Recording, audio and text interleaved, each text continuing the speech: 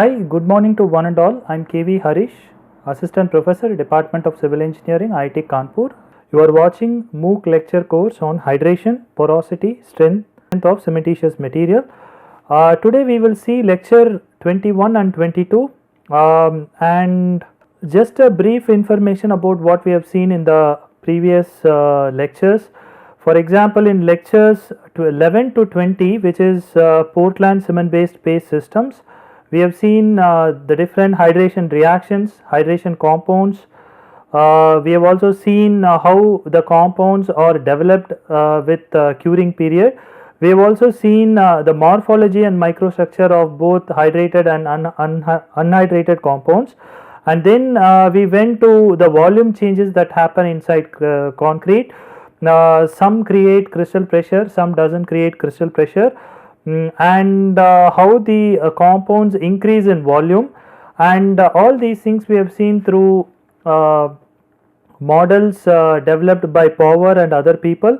And in addition to that, we have also seen that the hydrated cement paste contains pores, pore solutions, unhydrated cement compounds and several others. And again in pores, we have seen the different types of pores like capillary pores, gel pores, entrained air voids, entrapped air voids and several others, their size, properties and several other microstructural features. In addition to that, the importance of specific microstructural parameters like gel to space ratio, degree of hydration and the relationship of the microstructural parameters with porosity, strength, permeability, etc., and also the relationship between porosity and permeability of concrete through by understanding the mercury intrusion porosimetry curves and several others.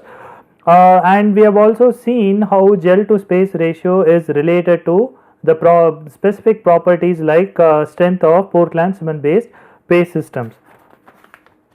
In addition, in these lectures, we have also seen that Portland cement based paste systems are designed based on three criteria: application based factors, performance based factors and economy based factors.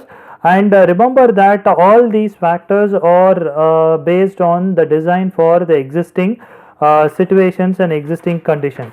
So what we have not seen is these Portland cement based system have not considered the future, which means whether the concrete will last long and cause any problems for the future generations and all those things.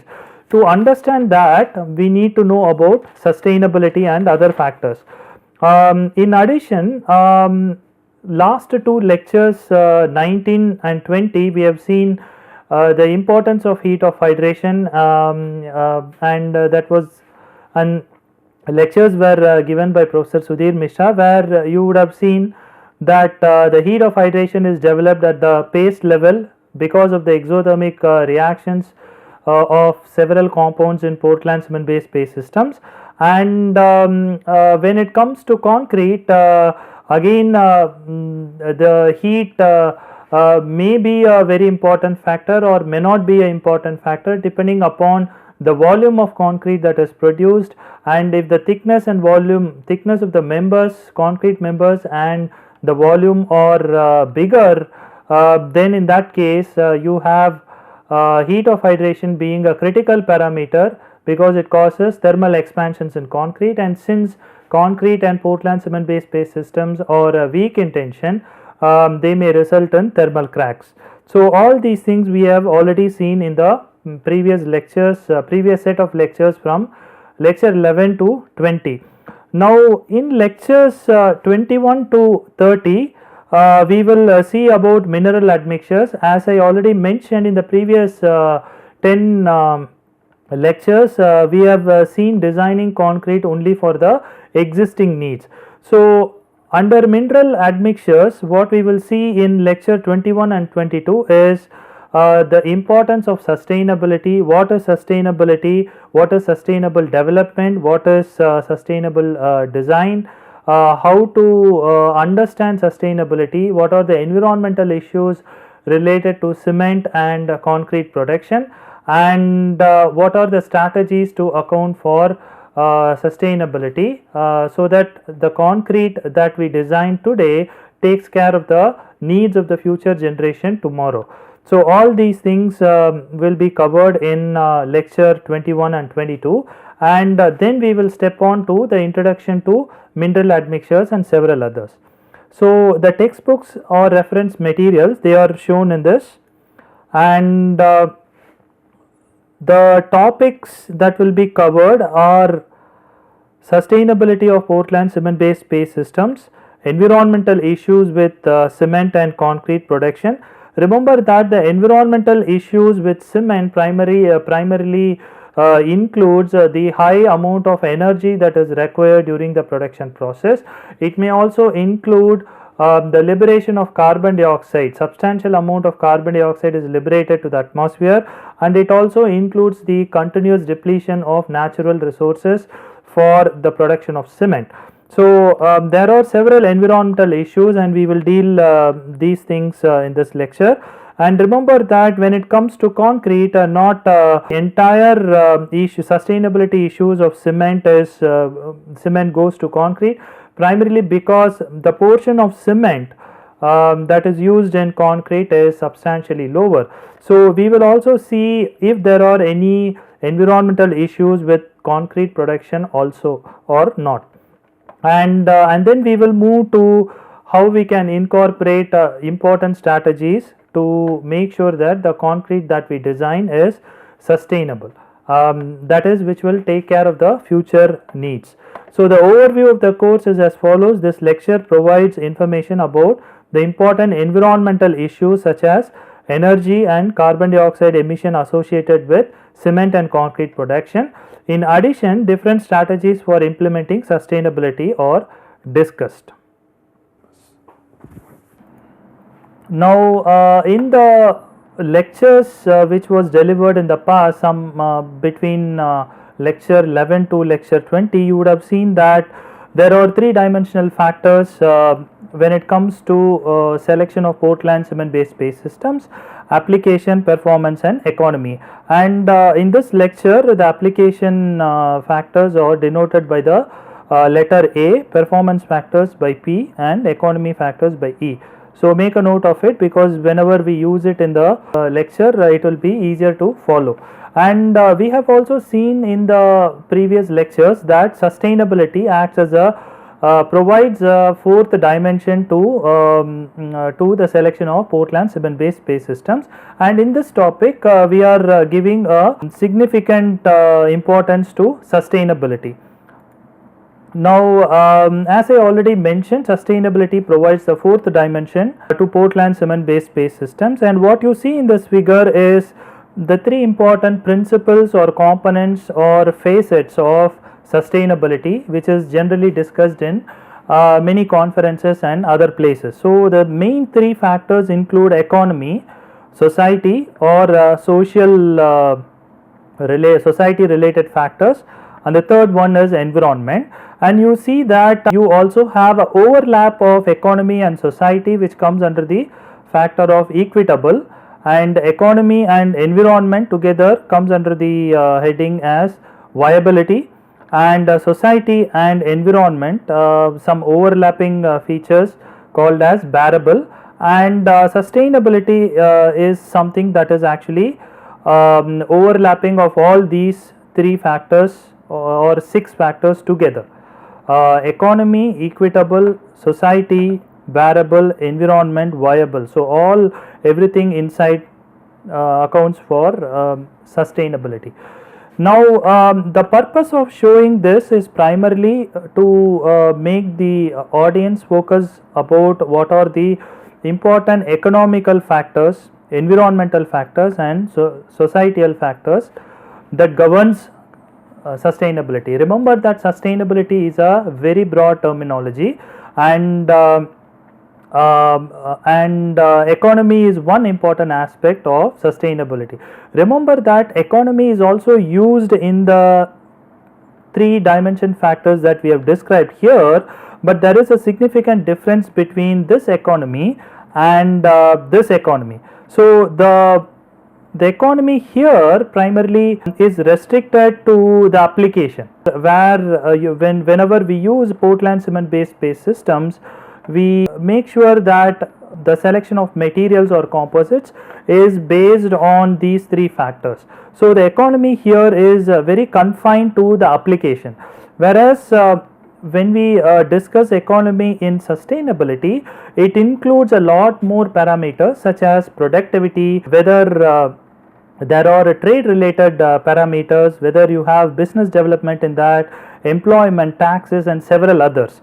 So economy here is described at a much larger scale, and the other two that is in that are there are society and environment, where environment plays a little more important role. And in the relationship between society and environment, primarily living beings and natural resources, they are both connected together by a terminology called ecology. Okay, and many times ecological balance is required, but in our case ecology is not at present important. What is largely important will be discussed at a later stage.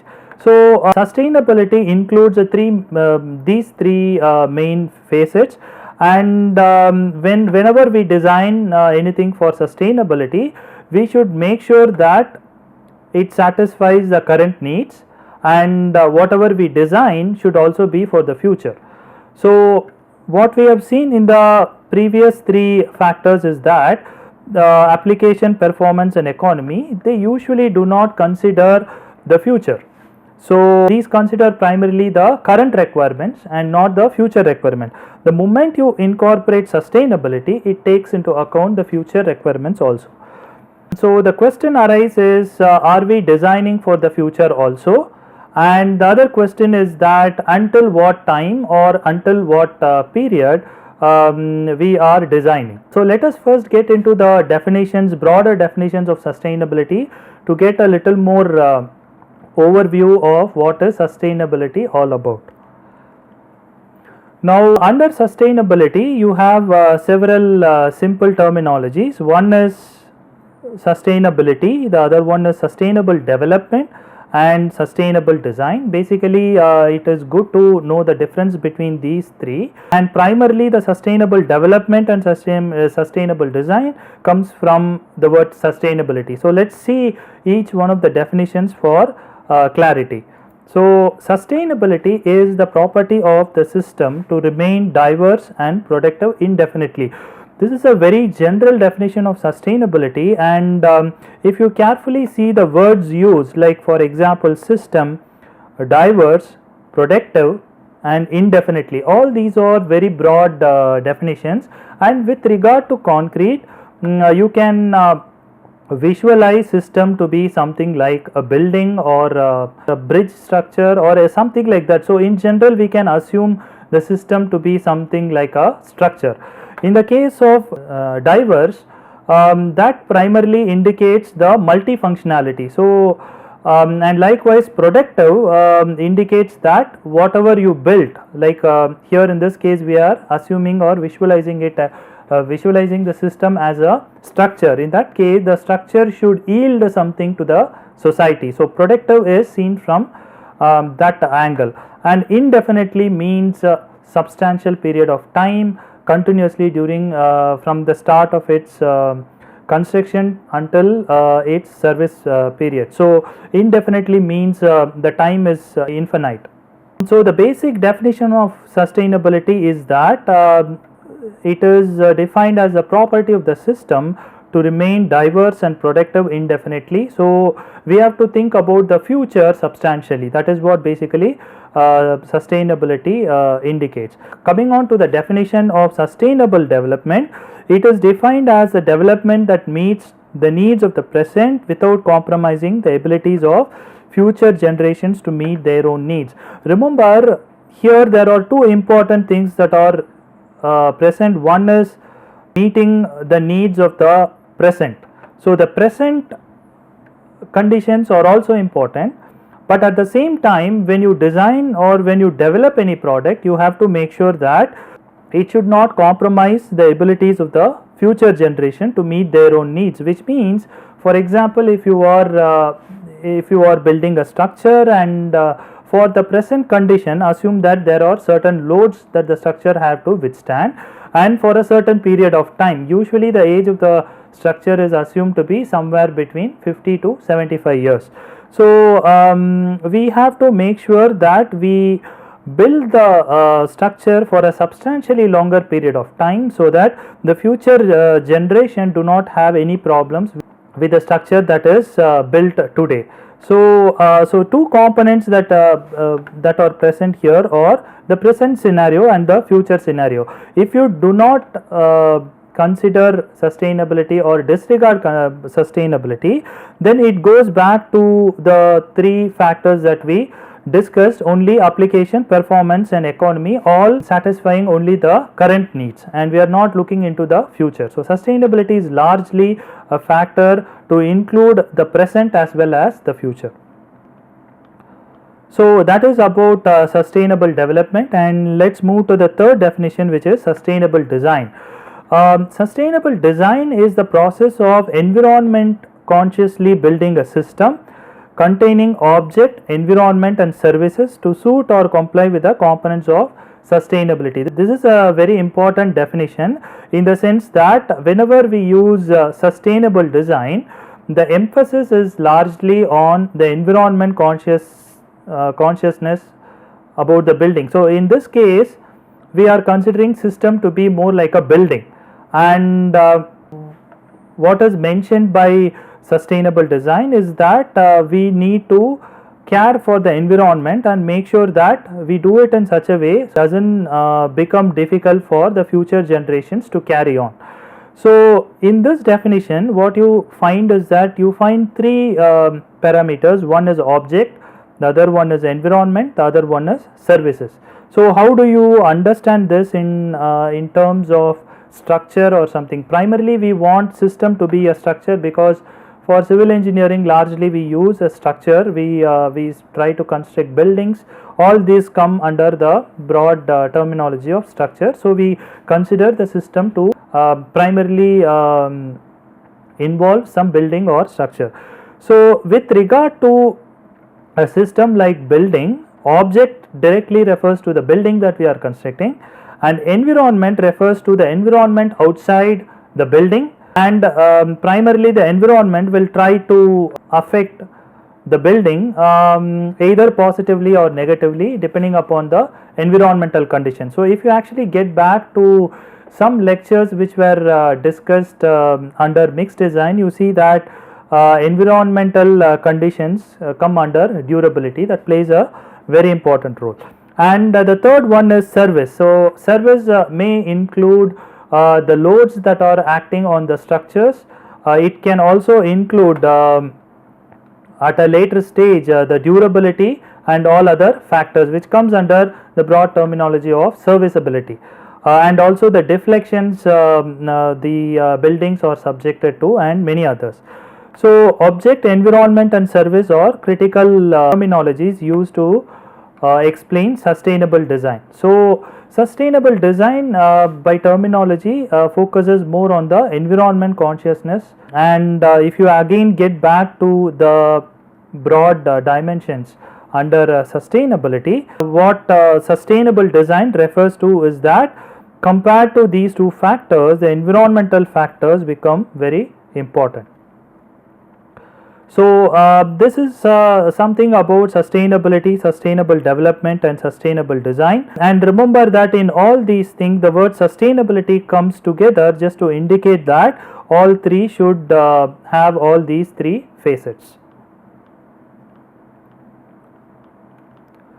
Now let us take an example of, say, cement production, because we have extensively seen this topic in the past, especially in lectures say 4 to 10 we have seen cement production process, what types of compounds are formed during the production and several others, and we have also seen that a lot of heat is evolved during the cement production process because the temperatures are higher, and lot other information. So let us see cement production from a sustainability standpoint, so that it will be much more clear what are the limitations of cement production and others from a environmental standpoint. Some technological developments and advancements may benefit the current generations in terms of application, performance and economy without considering the effects for future generation. So this is a very important line. Some technological developments and advancements, primarily we are seeing cement production as a technological advancements, and this has huge benefits for the current generation in the sense that concrete is a very popular product from cement production, and extensive use of concrete largely increases the production of cement, and hence it largely takes care of the current needs in terms of application, performance and economy. The developments should not affect or be a concern for future generations. So if we have to ask ourselves a question whether cement production takes care of the future generation, does it cause any problems in the future, then we need to again get back to some of the sustainability factors. So this is a little bit information about sustainability, and in the next broad topic we are seeing environmental issues with cement production. Now there are three key issues with cement production. One is energy that is used in cement production. The other one is the amount of carbon dioxide that is evolved or emitted during the heating process in the kiln used in the cement production. And you also have the third important environmental issue is that constantly we are using cement, because constantly we are using concrete, and the requirements of concrete have extensively increased over the years, and hence when you use more and more cement, you tend to use more and more natural resources. Remember that natural resources is used in the cement production in two ways. One is that in the raw materials we use limestone, clay and other sources. All are natural resources and all are non-renewable in nature. Those raw materials are directly used. In addition to that, since very high temperatures are used in the production process, we also need fuels, primarily the fossil fuels, again non-renewable resources for the burning process.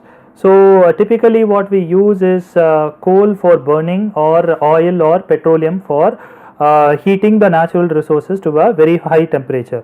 So all the natural resources both used for heating as well as the raw materials, they are non-renewable in nature, and in the past say 30-40 years before, when cement was introduced in our India 30-40-50 years before, we find that this came as a new technology and surpassed many of the existing building materials.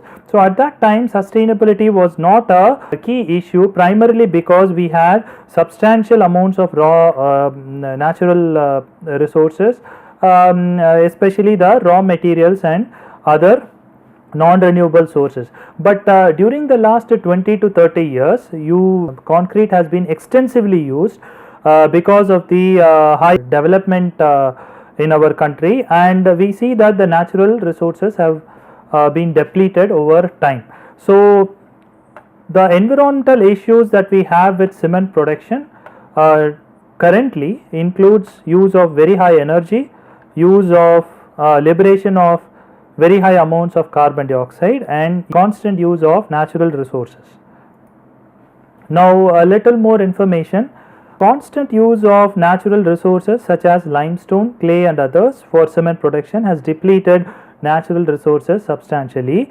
In addition, the constant liberation of carbon dioxide into the atmosphere over the last 20 to 30 years has substantially increased. This is a very important factor, that if you get back to the previous one, so what is the problem with the liberation of carbon dioxide?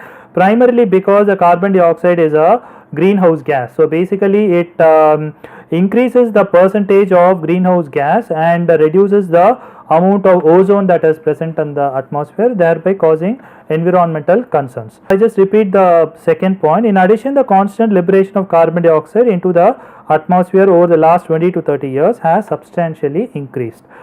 Now the production of cement requires huge amounts of energy as already discussed, and liberates huge amount of carbon dioxide. Carbon dioxide exists in relatively small amounts, approximately 380 ppm. This is a very important value, 380 ppm approximately, primarily because one should know what is the general amount of carbon dioxide that is present in the atmosphere. But its emission increases the production of greenhouse gases. If we generally consider the carbon dioxide emission, what is happening in the country, an estimate is provided. Remember that this is not an updated one, this is only a 2008 estimate. The values of these might have changed, but this will give some approximate idea about which industry is producing more carbon emissions compared to which industry. So this is basically a US industry data, and what we find is that the carbon emissions basically are from 4 different sources. One is from the industry, the other one is from the resident, the other one is from commercial, and the final one is from transportation. And largely we see that the transportation and industry, they constitute the maximum carbon dioxide emission. And remember, here industry refers to not just cement industry, it may include many other industries. So approximately 27% of carbon dioxide are emitted from the industry. Now if you want to go little more into the details, some are provided here. Comparison of energy consumption in cement manufacturing with other industry is provided. So if you take cement production, approximately it constitutes 0.33%, petroleum refining 6.5%, steel production 1.8%, wood production 0.5%. This gives a approximate idea about the energy consumption that is required for each and every for 4 different industries. Now if you see the quantity of cement manufacturing, and remember that this is a 2010 data, it is not the latest data, but still it is sufficient for this course just to get some approximate comparative idea about what is the situation globally. So in case of quantity of cement, in the world we are typically using 3,400 million tons, of which China manufactures 2,000 million tons and India manufactures approximately 191 million tons. Even US, which is a developed country, manufactures only 68 million tons. So you can see the relative cement manufacturing quantities. And another figure is shown just to give you some idea about how the carbon dioxide in the atmosphere changed from olden days, and primarily the change because of the industrial revolution. So what is shown in this figure is basically 2 graphs. One in which you have thousands of years ago taken in the x-axis, and carbon dioxide concentration is taken in the y-axis, and there is one more graph that is shown inside this graph, which again gives the year approximately in AD, and also in the y-axis same carbon dioxide variation or concentration is taken. Remember that this is in ppm V, parts per million in terms of volume. Now let's first see the smaller graph and then understand the bigger graph. In the smaller graph, what you find is that the AD ranges from say 1000 AD to about 2000 AD, and what you find is that constantly in the olden days, right, from 1000 to say about 1800, the approximate amount of carbon dioxide concentration in the atmosphere is somewhere between 150 to 180. That has been constantly maintained. The moment the industrial revolution came into picture, what we see is that there is a exponential increase in the carbon dioxide quantity, and you find the 2000 at about say 2000, you find that the value is approximately 380, which is discussed just a while before here, 380 ppm. So likewise you also refer in the ice age, the relative concentrations are much lower, and nowadays it is much higher. Okay, so it ranges from somewhere between say 280 to as high as 380. Precisely when it comes to cement production, what we find is that there are two sources of carbon dioxide. One is, as already mentioned, from fossil fuels. We use coal, natural gas and others, and also in the calcination stage we use and carbon dioxide is also emitted in the calcination stage of cement manufacturing process. If we want to know the approximate quantity of carbon dioxide that is emitted during cement production, some values are given. Remember that these values are critically important even from a course standpoint. So the average quantity of carbon dioxide emitted for every 1000 kg of Portland cement produced, okay, they are just making it constant to 1000 kgs. So the average quantity of carbon dioxide emitted for every 1000 kg of Portland cement produced is approximately 927 kg of carbon dioxide and 900 to 1100 kg of carbon dioxide. These are from two different sources. So on an average, what we can generally assume is that of 1000 kg of Portland cement produced, 1000 kg of carbon dioxide is liberated. Okay, just to approximate all these factors, we can assume that 1000 kg of Portland cement produces 1000 kg of carbon dioxide, which creates a lot of problems to the environment. Now approximately it is estimated that 50% to 60% of the carbon dioxide produced is the result of calcination of calcium carbonate, that is limestone. So in the heating process, basically we 50% to 60% of carbon dioxide is liberated, and for heating we use fuels, and the remaining carbon dioxide is primarily because of burning of those fuels. And some more information about greenhouse gas compositions are also given. This includes water vapor, carbon dioxide, methane and ozone. So you generally find that the water vapor is usually the largest, 36% to 70%. Carbon dioxide is much lower, 9% to 26%. Methane is 4% to 9%, and ozone is typically 3% to 7%. So the composition of greenhouse gases is also important from the context of carbon dioxide. Since substantial environmental concerns for future exist with the routine production of cement during the current days, remember that in the past sustainable issues were not really present for the simple reason that cement came as a new product to the industry, and substantial natural resources were already present 30-40 years before, whereas the same situation doesn't prevail now. So environmental conscious design, in other words called as sustainable design, has gained significance over the recent years. Now when we talk about technological developments, the technological developments or advancements could be either at the plant level or at the standard testing and certification level or at the application level or at other levels. So of these, each level is equally important, but many times people try to address the sustainability related issues at the application level. So when we go to subsequent slides, more information is provided about this. Developments in technology is again diverse in nature in construction field.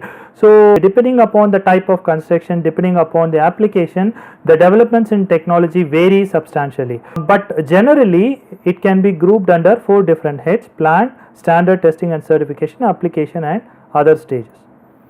At the application level, the use of appropriate strategies can help in providing desired performance and economy.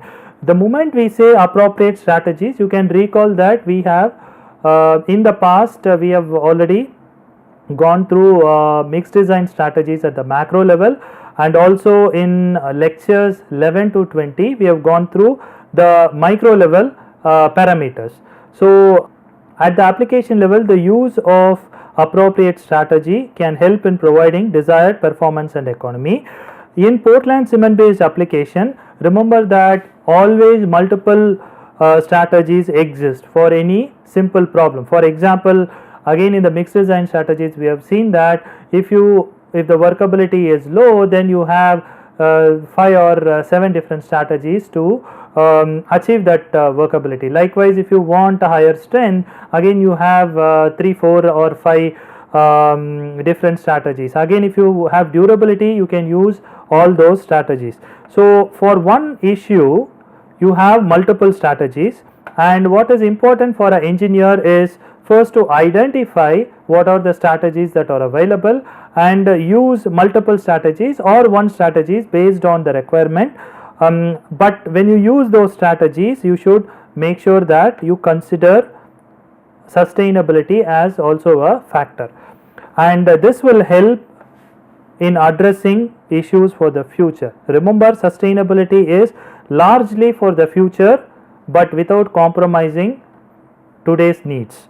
Okay, we are trying to make sure that the current requirements are satisfied and the future requirements are not compromised. Now this is about cement production. Now we go to the next level where we will see energy and carbon dioxide required for concrete. Now the production of ingredients of concrete require energy that many times results in the generation of carbon dioxide. So when we see concrete, again concrete does not contain just cement, it also contains water, it also contains fine aggregate, it also contains coarse aggregate. So the moment we say production of concrete, it includes the cement as one part, and you also have production of fine aggregates and coarse aggregate at the other end. So although we see that the energy and carbon dioxide emissions are much higher for cement production, can it be the same for concrete also? Because recall that cement is only a small portion by volume in concrete. So it is important for us to know what is the energy that is required to produce concrete, so that we can understand whether the environmental factors for cement should also be considered for concrete or not. The amount of carbon dioxide produced during the production of these ingredients and the net impact of using them in concrete is relatively small. This is a very important line just to indicate that even though huge amount of carbon dioxide is liberated into the atmosphere because of the cement production process, if you take a unit volume of concrete in which cement plays only a minor role, the amount of carbon dioxide, if you calculate for volume of concrete, the net impact is usually low or relatively small. Water, sand, stone or gravel and other constitutes approximately 88 to 90% of concrete mixture. So other than Portland cement, typically you have 88 to 90% other ingredients, and this is evaluated by weight.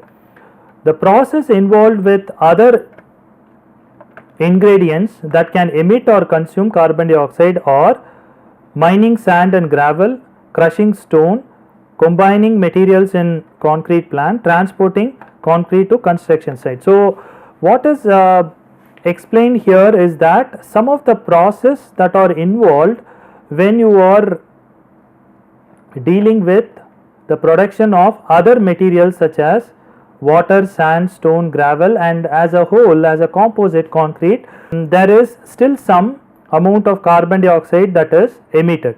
So if you take mining sand, gravel or crushing stone, or typically in these process there is some or the other equipments like drilling or excavation or other things are used, and because of that fuels are used, and carbon dioxide is also, if you consume fuels for these application, carbon dioxide is also a part of it.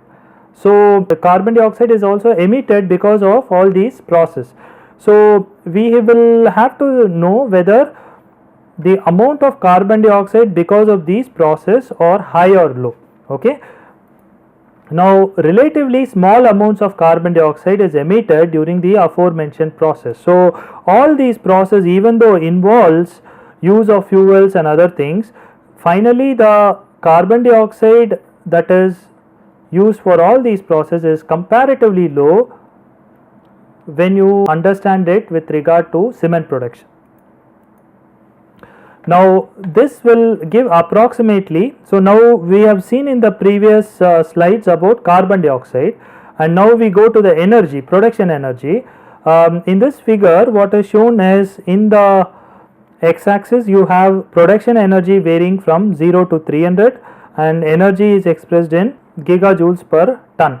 And here in the y-axis we are taking different civil engineering materials and comparing what is the production energy for each one of them. So right from aluminium, stainless steel, steel, glass, Portland cement, reinforced concrete, timber, bricks, concrete and aggregates are provided, and all these are some way or the other used for some or other civil engineering applications. So if you start from say aggregates, you see that the production energy is very low in terms, so for aggregates it's only 0.25.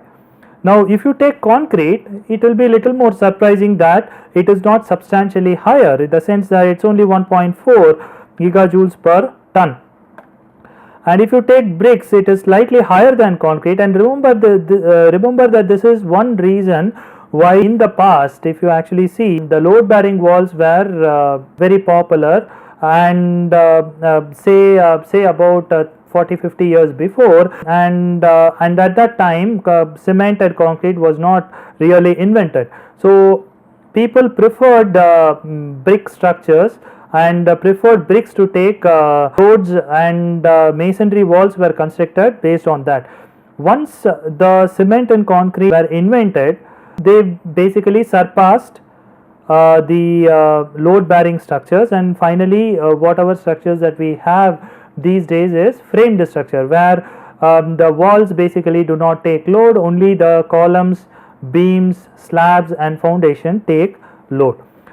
So when you compare bricks and concrete, you see that the energy required for concrete is relatively low compared to bricks, and likewise if you take timber, timber and bricks approximately have the same energy, and if you go to reinforced concrete, it is slightly higher than conventional concrete, primarily because you use steel reinforcement.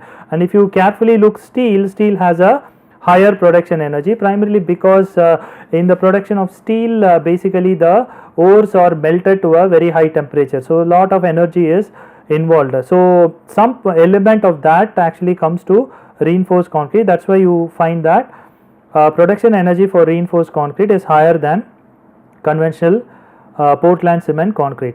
Now if you merely take Portland cement, you will see that it is substantially higher compared to all other products discussed below, and it's approximately 5 gigajoules per ton.